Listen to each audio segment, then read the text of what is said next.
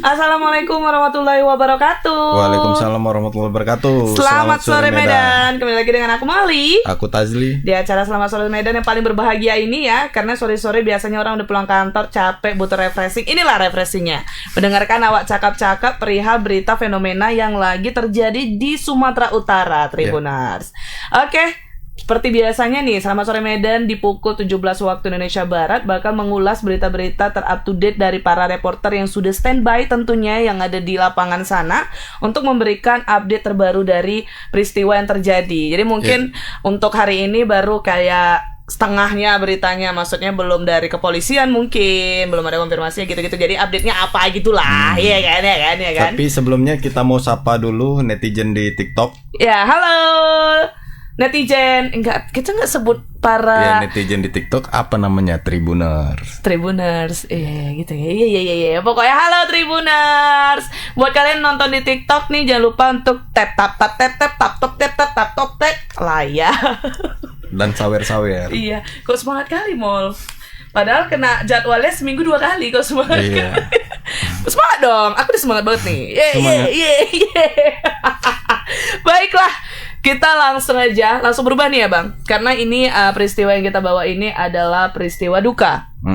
Jadi untuk berita pertama, kepergian Fonda Hari Aningsih berusia 50 tahun meninggalkan luka yang mendalam bagi keluarga. Siapa sangka nih Tribuners, wanita yang memiliki kepribadian yang baik dan penyayang, kepergiannya menghadap Sang Pencipta terasa sangat begitu cepat. Jadi bukan karena sakit, tapi Fonda meninggal dunia karena ada yang nekat menghabisi nyawanya dengan cara dibunuh di dalam mobil pribadinya.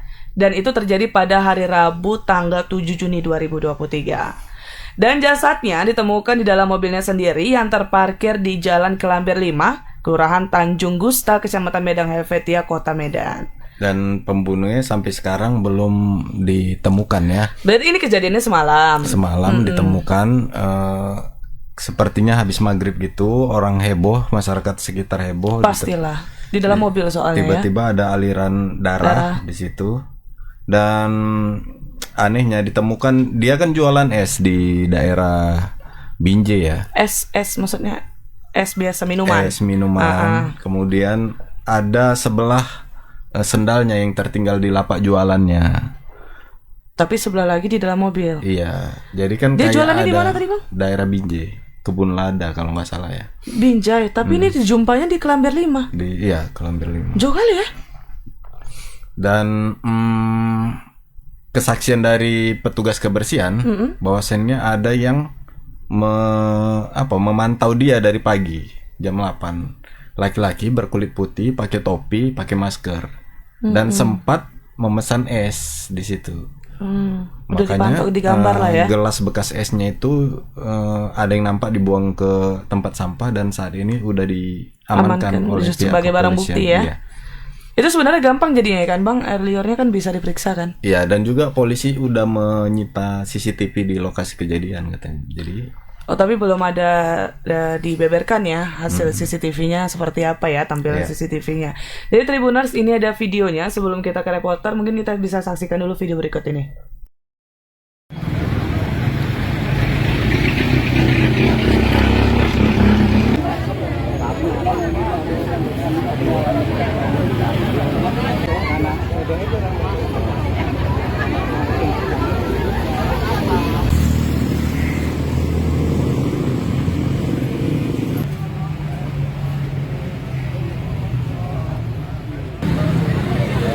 Tahunnya korban meninggal jam 5 lebih kurang. Jam 5 sore Pak ya? Jam 5 sore ada gesekan darah di dalam mobil. Di situ ada ketahuan ada mayat di dalam mobil tadi. Pada saat itu Bapak menyaksikan langsung Pak di lokasi Pak? Mana? Pada saat itu menyaksikan langsung? Saya menyaksikan langsung. Di depan mata teman saya nak saya posting. Terus Pak gimana? Saya posting, saya pastikan itu memang adik saya. Penanganan polisi ya macam mana? Efek itu kan agak lamban dia kan maksudnya karena tadi macet sananya agak lamban. Sengaja dia datang. Pak, sebelum kejadian itu Pak, ada ini Pak, maksudnya udah mulai ada tanda-tanda, maksudnya entah dia menghubungi siapa gitu Pak. Komunikasi terakhir. Itu saya kurang tahu. Pokoknya komunikasi saya terakhir pada jam 9 lewat 20. Dia minta tempat untuk di LPTA. Maksudnya pindah tempat jualan ya Pak? Pindah tempat jualan. Oh gitu. Sehari-hari Ibu sebagai apa? Baru 3 hari dia jualan, Pak. Jualan apa Pak? Jualan es 3.000. Es 3.000. Yang viral sekarang ini. Oh gitu. Itu jalan dia. Jadi karena dia minta pindah, saya adakan lah. Bilangkan ini hari itu ke sana. Karena semalam dia bilang, saya nggak bisa bang, saya harus di sini katanya. Ya udah, mungkin itu juga jalan tua. Kalau Allah salah, mungkin itu tidak guna kan gitu. Seharusnya dia di sana, insya Allah mungkin tidak terjadi. Kan gitu. Seharusnya jadi ini hari dia ke sana, karena ini hari dia sudah tidak dekat di pemakaman. Kalau boleh tahu Bu Fonda ini meninggalkan berapa orang anak ya Pak? 1 orang anak, 2 cucu perempuan. Kok sebelumnya pernah ada musuh kah atau gimana? Nah, itu kurang tahu. Kita kurang tahu persis karena kita jauh. Saya di Medan, dia di sini. Kita nggak mau tahu urusan rumah tangga seperti apa kan itu Pak. Wah, mereka saya gitu. Iya. Kalau dugaan Bapak ini gimana korban ini? Sementara kejadian ini diduga karena apa gitu Pak? Itulah kurang Kalau tahu. Ya, itu jadi wartawan kita lagi wawancara dengan abang kandung korban nih, Tribuners. Jadi kita langsung aja ke reporter kita. Ada Anil yang sudah di lokasi ya. Halo Bang Anil. Halo, selamat sore Bang Tazli, Kak Molly. Selamat Selamat sore sore. Bang. Bang, bagaimana Bang? Bisa diceritakan kronologi lengkap peristiwa ini? Apakah sudah ada keterangan dari kepolisian seperti apa gitu? Silakan Bang Anil. Baik, Kak Molly, Bang Tazli. Jadi memang peristiwa meninggalnya Fonda Haryaningsih ini memang sudah viral ya sejak hari Rabu semalam, tepatnya itu pada pukul 5 sore di Jalan Kelambir 5, Kelurahan Tanjung Kusta, Kecamatan Medan Helvetia. Jadi Fonda Haryaningsih ini merupakan korban pembunuhan yang sampai saat ini memang terduga pelakunya itu memang belum diamankan dari pihak kepolisian.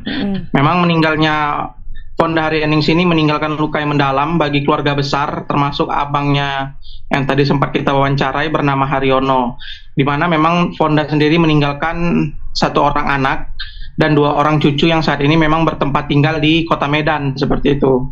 Fonda Haryaningsih sendiri memang merupakan warga yang bertempat tinggal sebelumnya itu di Kota Medan di Medan Helvetia Bang dan Kak Molly. Jadi setelah ia menikah dengan salah seorang warga Kecamatan Binjai Utara yang bernama Sapta, yang Sapta ini cukup dikenal juga memang oleh masyarakat sekitar karena ia merupakan seorang mantri seperti itu, Kak Molly dan Bang Tazli. Jadi Sapta sendiri mempersunting Fonda Haryaningsih ini menjadi istri keduanya seperti itu Bang.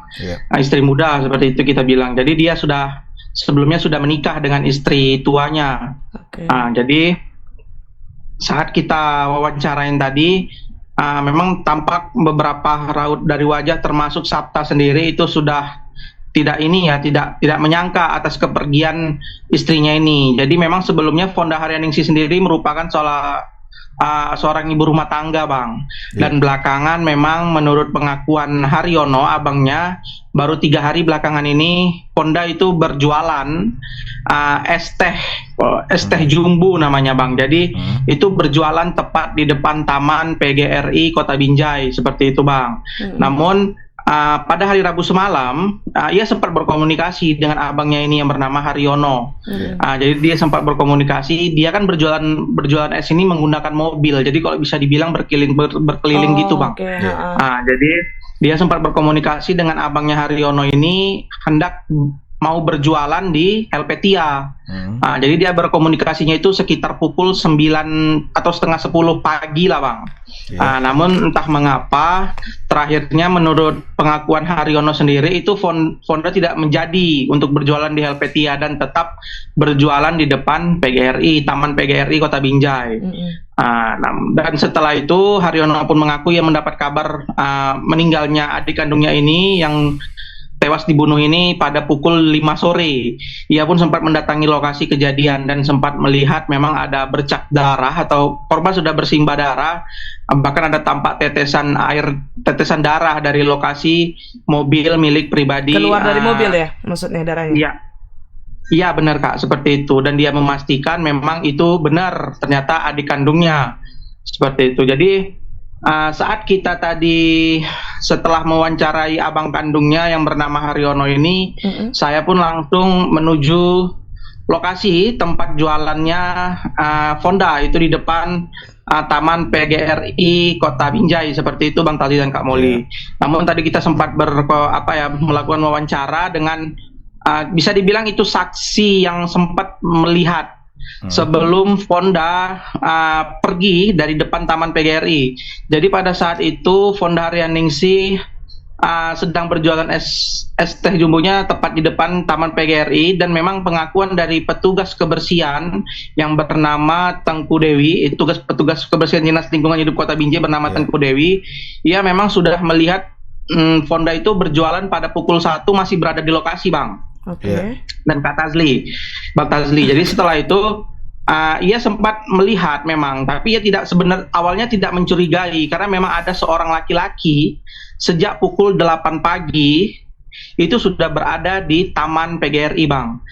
Jadi Taman PGRI. Jadi awalnya tidak ada merasa curiga lah seperti itu Bang. Namun lanjut Dewi sendiri.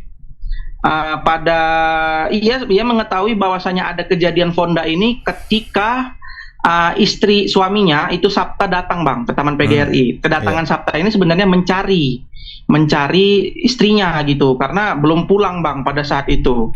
Dan dia seharusnya jam berapa dia pulang Bang Anil? Biasanya sore sudah balik Kak. Ini sekitar pukul 5 sore itu Sabta itu menuju ke Taman PGRI mencari istrinya. Harusnya sudah pulang pada pukul itu. Jadi saat tiba di lokasi, Sabta melihat ada sendal Bang.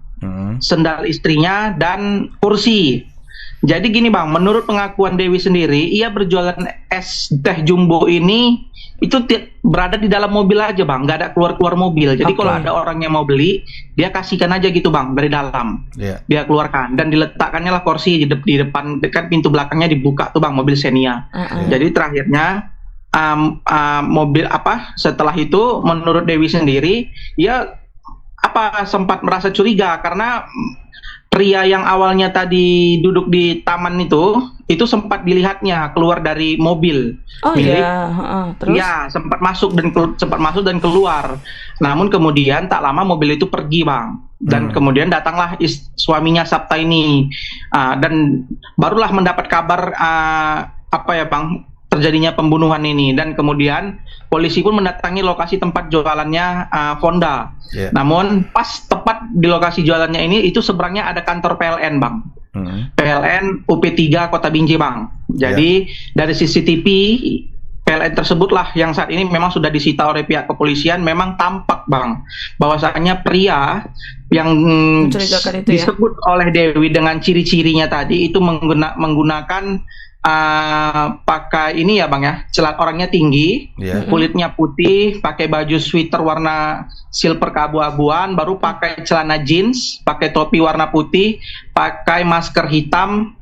Jadi cuma nampak matanya aja gitu Bang, cuma nampak matanya aja. Dan ini sempat dipertanyakan juga dengan pihak kepolisian. Memang pihak kepolisian pun tadi pagi sendiri sudah menghampiri lokasi dan sempat menunjukkan CCTV tersebut, menunjukkannya ciri-ciri pelaku seperti itu Bang. Dan memang itu dilihat oleh Dewi sendiri.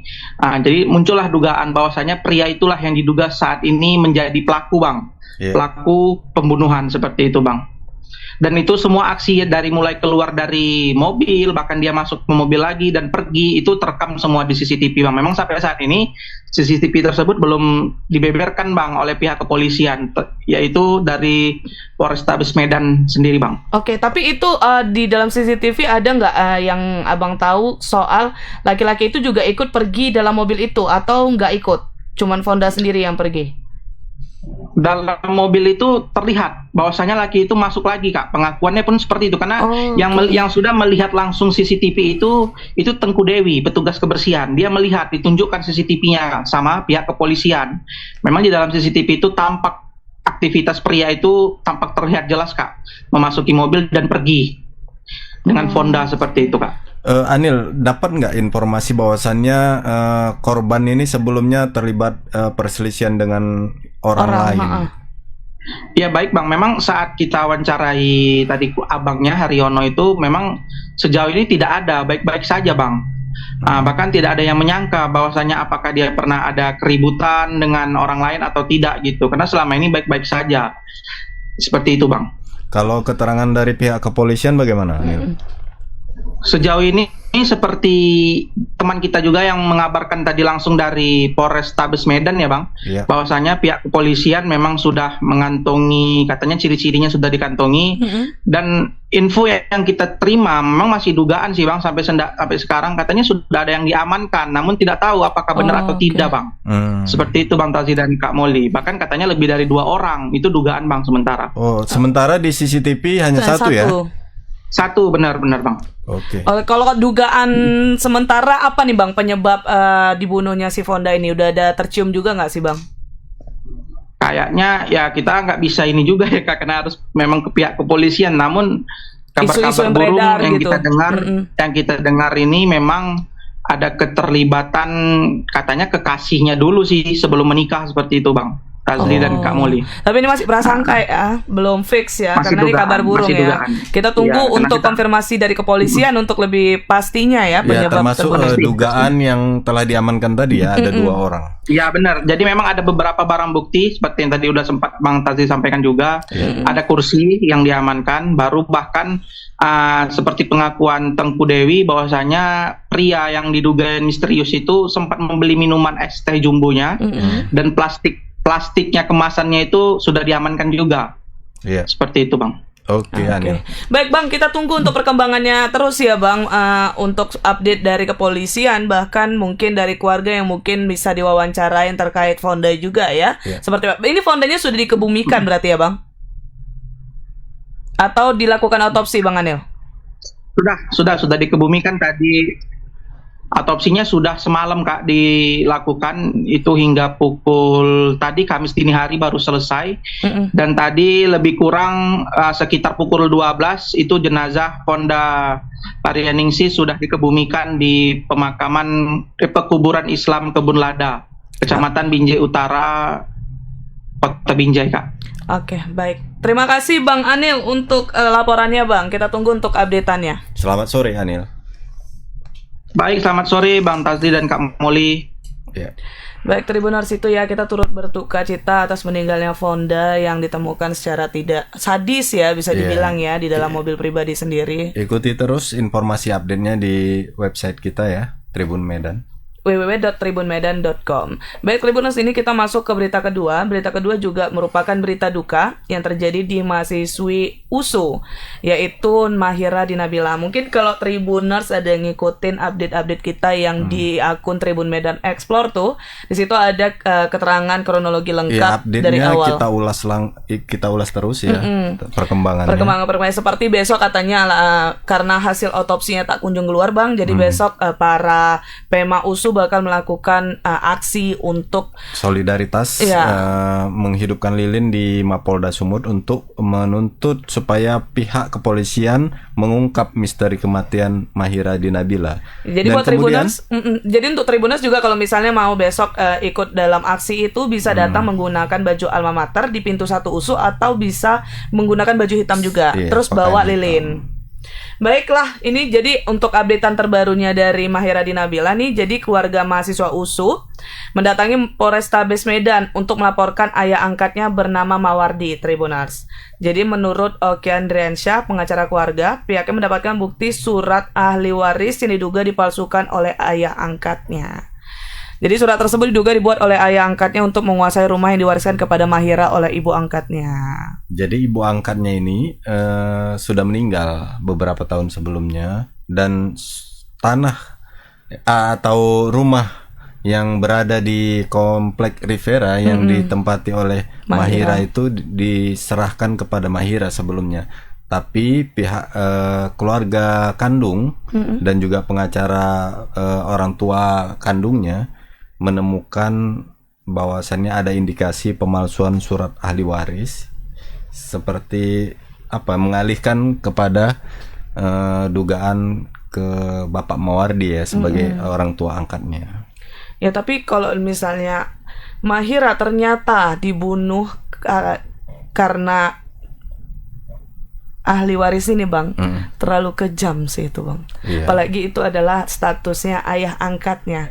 Jujur pribadi, Molly, kalau udah bahas soal Mahira di Nabila ini sedih, karena sampai sekarang dia masih belum jelas kenapa dia kayak gitu, dengan kematiannya yang tragis, terus kayak banyak orang yang bahkan banyak sebelumnya sebelum di-up sama Tribun Medan Explore nih, banyak masyarakat tuh yang nggak tahu tentang kejadian ini. Padahal sangat-sangat sadis ya. Sadis. Dan mencurigakan, kematian itu tidak wajar. Janggal semua janggal.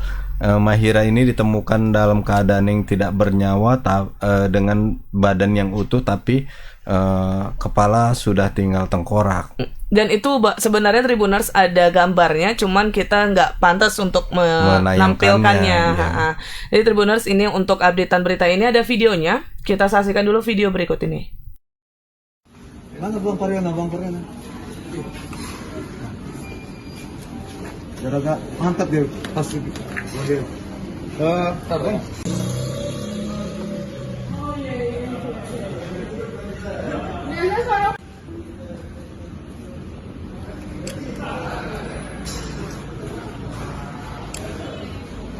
Katanya Bang.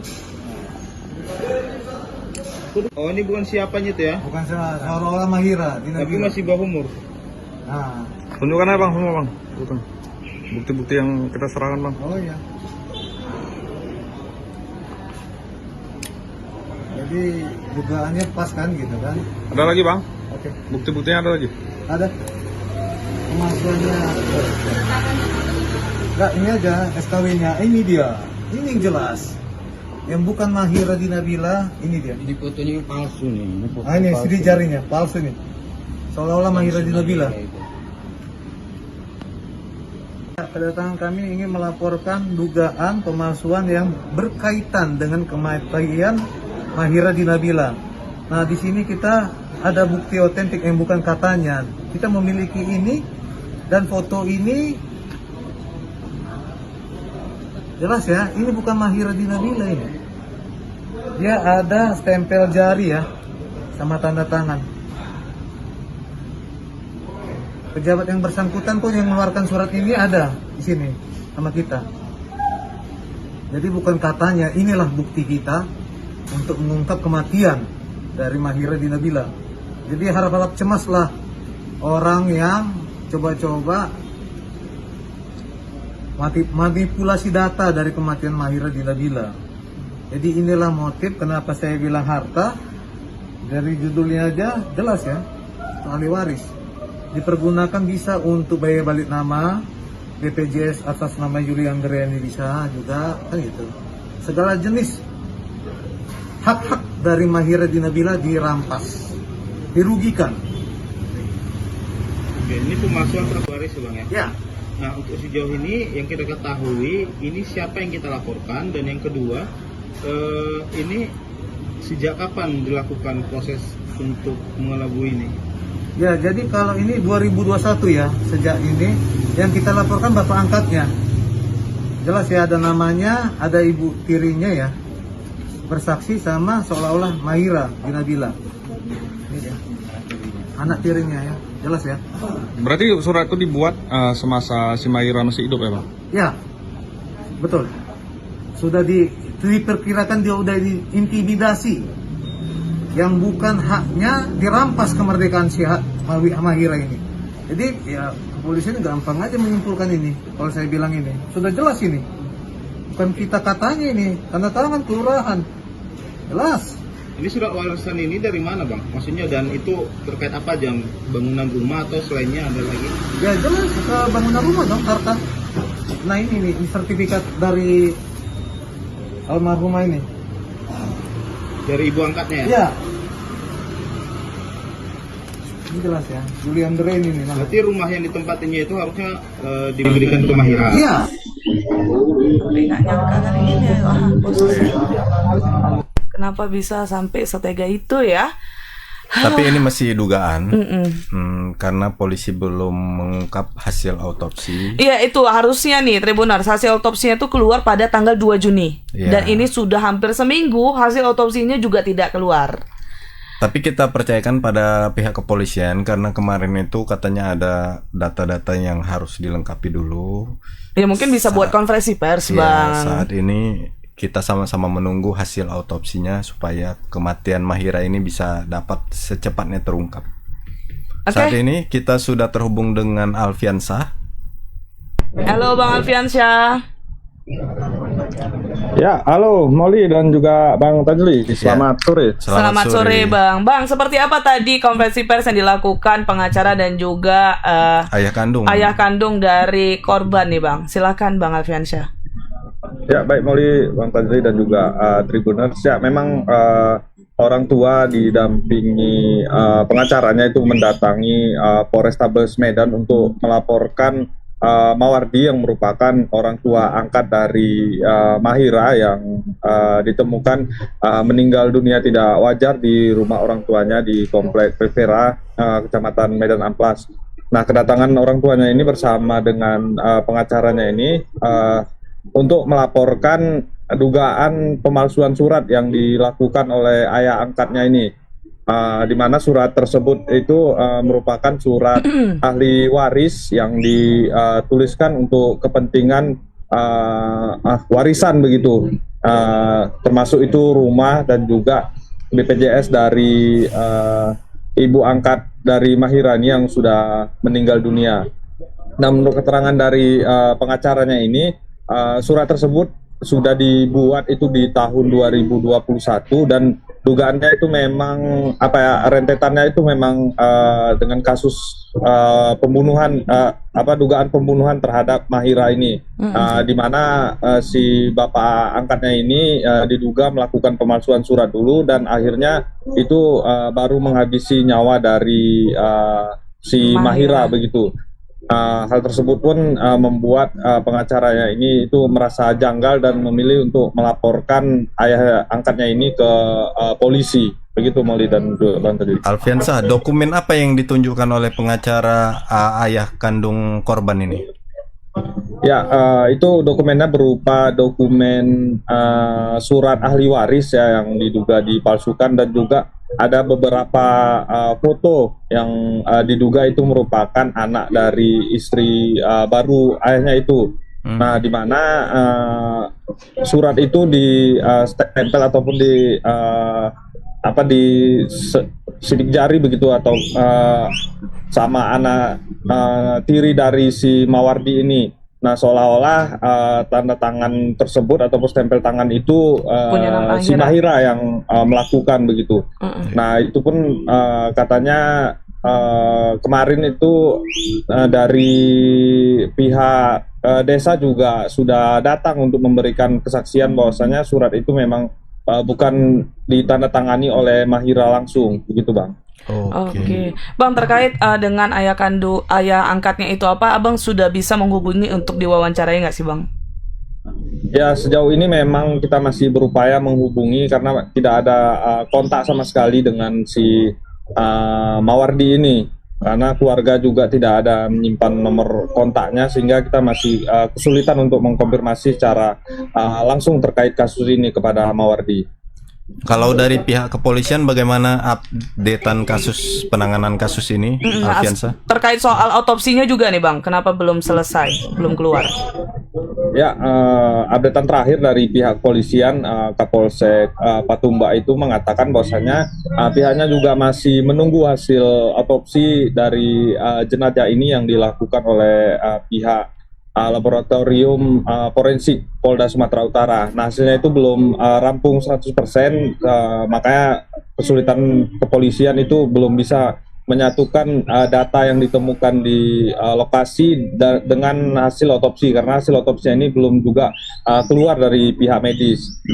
Pihaknya masih menunggu begitu hasil dari medis sendiri untuk mengetahui penyebab pasti dari penyebab kematian si Mahira ini. Nantinya setelah hasil otopsi itu keluar, pihak polisi akan menyatukan itu apa yang ditemukan di lokasi dengan hasil otopsi. Nah, dari situ nanti bisa disimpulkan penyebab pasti kematian dari si Mahira, begitu. Oke, kalau terkait yang dilaporkan ini seperti apa dari pihak kepolisian ya, Bang?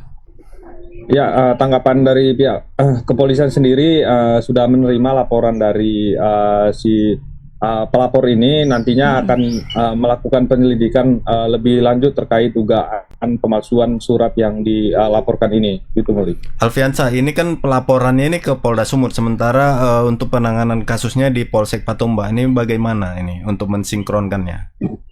Ya, untuk laporannya sendiri ini di Polrestabes Medan ya Bang, bukan di Polda Sumatera Utara. Oke. Nantinya memang Polsek Patumbak itu sudah bekerja sama dengan Reskrim Polrestabes Medan untuk melakukan penyelidikan penyebab kematian dari si Mahira ini. Mungkin nantinya ini akan menjadi petunjuk juga bagi pihak kepolisian untuk mengungkap kasus ini. Nah, untuk penanganan saksi ataupun pemeriksaan saksi termasuk dari ayah angkat Mahira ini memang sudah dilimpahkan ke Polrestabes Medan, begitu Bang. Dan alat buktinya berupa handphone Mahira ini juga sudah disita oleh polisi dan akan dilakukan pengecekan data-data yang diduga sudah terhapus dari handphone si Mahira, Bang. Iya. Oke, baik. Kalau gitu kita tunggu Bang ya untuk update-annya dari pihak kepolisian tentunya terkait otopsi ini Bang. Oh tapi BTW sebelum kita tutup nih, yang perihal besok melakukan aksinya itu bisa mungkin diberikan informasi lebih detailnya Bang? Ya, memang besok informasi yang kita dapat itu ada aksi solidaritas yang dilakukan oleh mahasiswa USU, khususnya teman-teman Mahira ini di Polda Sumatera Utara. Mereka akan mendesak bahwasanya pihak kepolisian agar segera bisa mengungkap penyebab pasti kematian dari si Mahira ini. Gitu, Molly. Oke. Baik, terima kasih Bang Alfiansyah atas laporannya. Selamat beraktivitas kembali Bang. Selamat sore Alfiansyah. Ya, selamat sore Bang Tadli dan juga Molly. Baik ya Tribuners, itu dia updatean untuk kasus Mahira di Nabila. Kita bakal selalu memantau untuk perkembangan setiap kasus yang terjadi, baik dari kepolisian ataupun dari pihak keluarga ya, seperti apa. Bantu kami untuk terus mengikuti kasus ini karena netizen itu punya kekuatan yang lebih tersendiri. Luar biasa. Jadi kayak yang nggak terungkap tiba-tiba bisa terungkap. Iya, makanya gitu. ada ungkapan no viral no justice. Semoga kita tidak bosan untuk mengawal kasus ini sehingga kematian Mahira ini benar-benar bisa terungkap dan mendapatkan keadilan bagi Mahira sendiri ya. Iya. Baiklah Tribuners, itu untuk berita kedua kita. Kita lanjut ke berita ketiga. Jadi ini berita ketiga, seorang ibu rumah tangga bernama Susi Susana Sinambela berusia 35 tahun, warga dusun Peranginan, Desa Teluk Binjai, Kecamatan Kualu Hilir, Kabupaten Labuan Batu Utara diterkam buaya Tribuners pada tanggal 7 Juni kemarin, atau kejadiannya semalam ya.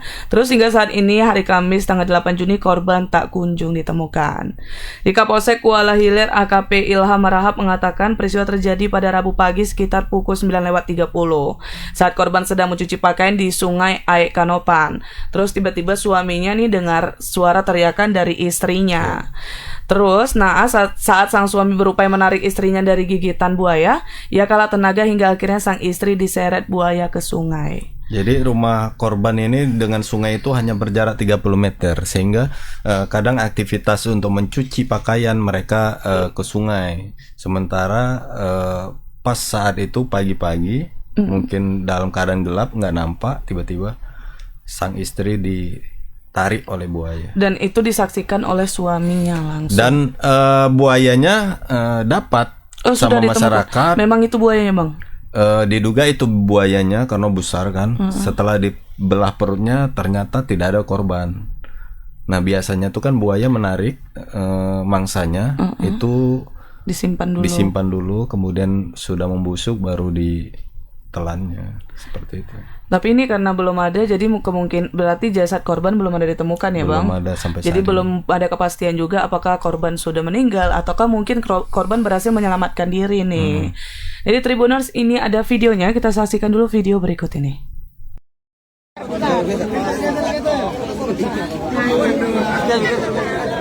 Oke, pegang talinya. Kepalanya, pas kita.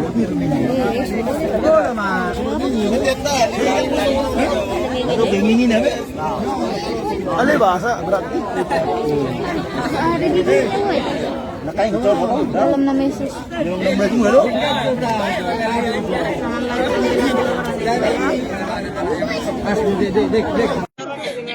Jagal lo? Ini orang itu. Ay, no, Salah, bisa kelio. Ini lo. Baru lihat baru nomor ngalaw. Ay, silo tak may solo. Ikur ba? Diterkam buaya. Ya, terkam buaya seorang ibu rumah tangga atas nama Suci Susana. Ya, jadi warga dusun Peranginan, desa dusun Peranginan, desa Pulau Bije, kecamatan Kolu Hilir, Kabupaten Labuan Batu Utara. Jadi hari ini bertepatan terjadinya peristiwa dimakan diterkam buaya. Hari ini pada saat kronologisnya pada saat ibu itu korban adalah mencuci pakaian baju, di situ terekam buaya sempat meminta tolong kepada suami korban, ya, kami ke rumahnya, ya, rumahnya jaraknya tidak jauh dari pinggir sungai, kilometer, ya, langsung di mana, ya. Jadi hingga saat ini masih dilakukan pencarian, ya, ada BPBD, ada tim SAR, udah koordinasi kita dengan BKSDA, ya, untuk melakukan pencarian terhadap korban. Ya, mudah-mudahan ini bisa ditemukan dan menurut keterangannya dilihat langsung bahwasanya buaya tersebut menarik korban dari pinggir sungai ini, ditarik ke tengah, langsung dibawa. Makanya Tribuners, untuk 3 berita hari ini kenapa sih bang sedih-sedih semua? Oh, iya. Jadi Tribuners, ternyata nih istrinya ini, ibu ini tuh lagi hamil 4 bulan. Ini langsung aja ke reporter kita, ada Bang Freddy. Halo Bang Freddy. Halo, selamat sore Molly, Bang Tajul. Selamat sore Bang. Bang, seperti apa updatean dari seorang wanita yang diterkam buaya ini Bang Freddy? Silakan. Ya, baik Molly, Bang Tajli dan juga pemirsa. Jadi memang tepatnya kurang lebih pada pukul 15.30 tadi itu jenazah korban itu ibu rumah tangga yang diterkam buaya itu berhasil ditemukan oleh nelayan, ya. Itu ditemukan sekitar 5 km dari lokasi. Nah, jenazah korban ini ditemukan dalam kondisi meninggal dunia, begitu. Oh, jenazah korban sudah ditemukan Bang? Iya, sudah ditemukan, tapi dalam keadaan sudah meninggal dunia. Ditemukannya di mana Bang? Dan saat ini juga sudah di 5 km dari lokasi kejadian, gitu. Jadi di sungai. Jadi pada saat ada nelayan itu ada sosok seperti mayat, ya, dalam keadaan terlungkup, begitu. Kemudian disitulah dilihat ternyata itu manusia petugas dan akhirnya dievakuasi. Saat ini jenazah sudah dibawa ke rumahnya untuk segera dimakamkan, gitu. Dari foto-foto yang kita dapatkan ini korban ini sudah bagian pipinya itu sudah kembung, kemudian luka itu ada di bagian kakinya. Jadi kakinya itu mengalami luka, sepertinya itulah akibat dari gigitan buaya itu.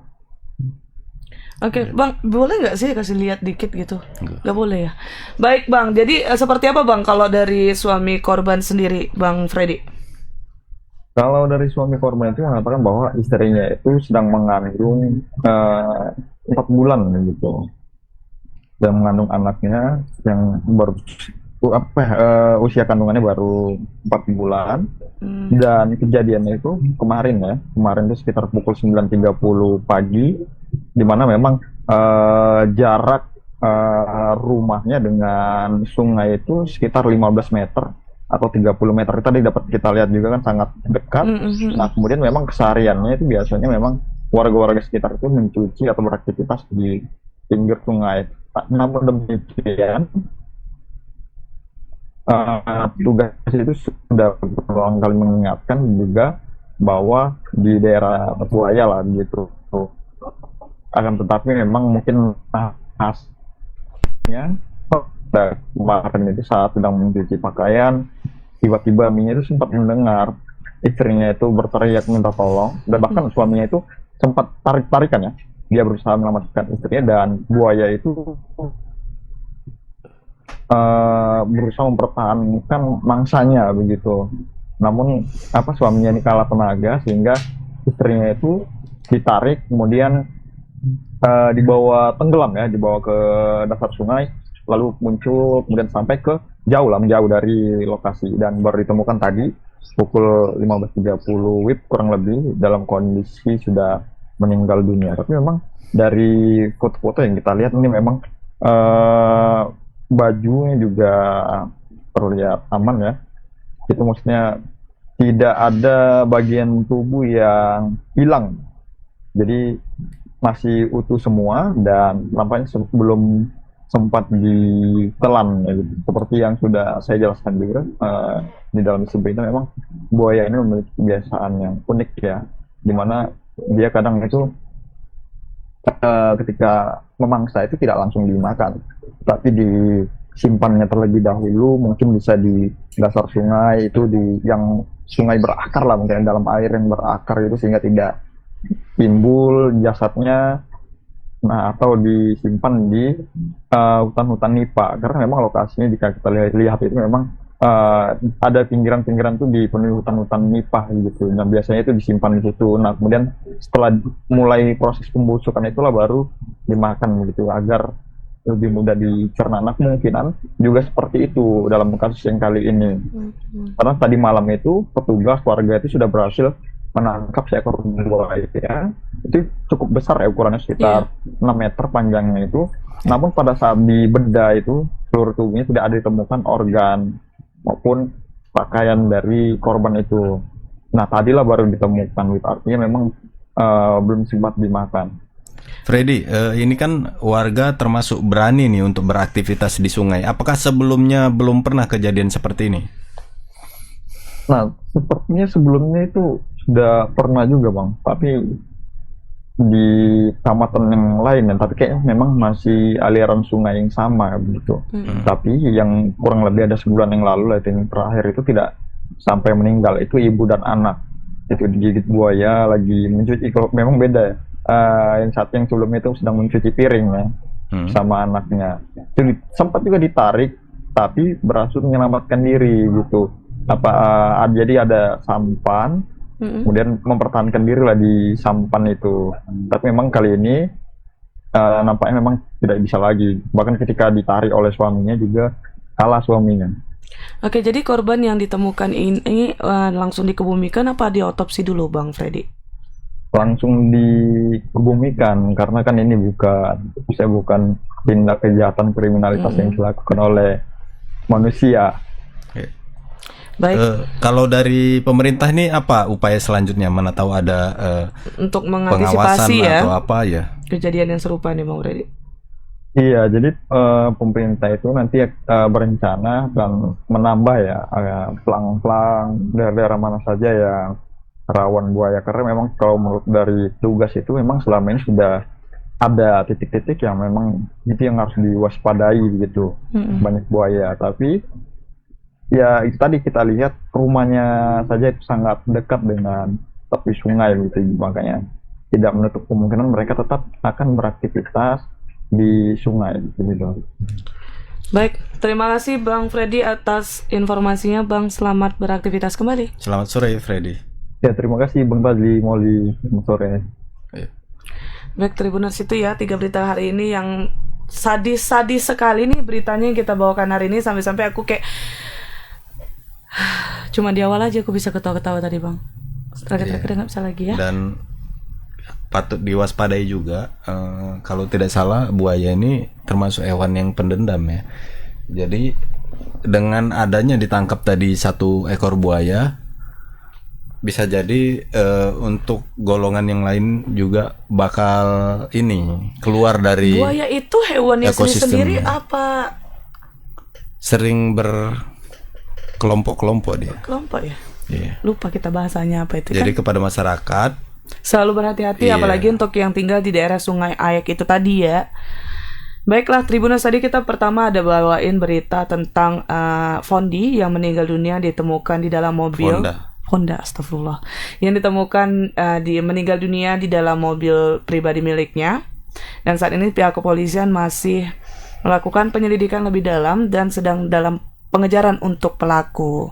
Iya. Berita kedua dari Mahira Dinabila terkait adanya ayah kandung dugaan pemalsuan surat ahli waris oleh ayah angkatnya. Terus yang ketiga berita tadi tuh berita seorang wanita yang diseret buaya dan ditemukan sudah meninggal dunia dengan kondisi sedang hamil 4 bulan. Dan korban sudah dikebumikan Tribuners. Baiklah Tribuners, itu dia 3 berita kita hari ini. Jangan lupa untuk selalu menyaksikan Selamat Sore Medan setiap hari Senin sampai Jumat pukul 17 waktu Indonesia Barat. Buat kalian yang kepengen update-update berita dari berita-berita yang kita bacain tadi ya, update-annya bisa langsung cek aja di website kita, ada di www.medan.tribunnews.com atau ada di media sosial kita juga. Terima kasih Tribuners sudah menyaksikan Selamat Sore Medan episode kali ini. Kalau gitu aku Molly, aku Tazli, dan kru yang bertugas pamit undur diri. Mohon maaf apabila ada salah-salah kata atau ucapan. Assalamualaikum warahmatullahi wabarakatuh. Selamat Sore Medan.